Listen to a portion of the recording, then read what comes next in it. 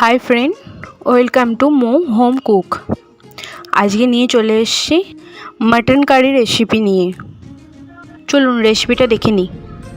পুরো রান্নাটাই সর্ষের তেলে করব। তেলটা গরম হয়ে গেলে চিনি আর তেজপাতা দিয়ে নেব। পেঁয়াজগুলো দিয়ে লাল লাল করে ভেজে নেব। পেঁয়াজগুলো লাল লাল করে ভেজে নিয়েছি। মশলাগুলো রেডি করে নেব। হলুদ গুঁড়ো, লঙ্কা গুঁড়ো, ধনে গুঁড়ো, নুন, গোটা জিরে বেটে নেব।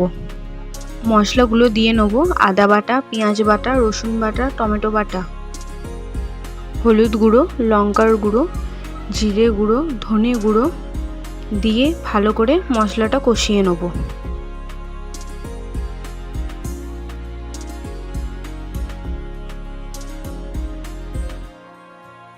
দশ মিনিট ধরে মশলাটা কষা হয়ে গেছে। দেখুন কি সুন্দর তেল ছেড়ে এসেছে মশলা দিয়ে। প্রেসার কুকারে মাংসটাকে আমি 3টে সিটি মেরে সেদ্ধ করে রেখেছি। মাংসগুলো দিয়ে মশলাটার সঙ্গে হালকা করে কষে নেব।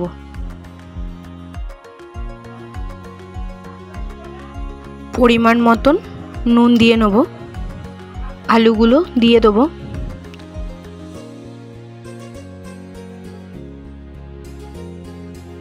জল দিয়ে ভালো করে ফুটিয়ে নেব। 10 মিনিট ফুটিয়ে নেওয়ার পর আলু আর মাংসটা খুব সুন্দর সেদ্ধ হয়ে গেছে, ঝোলটাও ফুটে এসেছে। এরপর গরম মশলা দিয়ে নেব।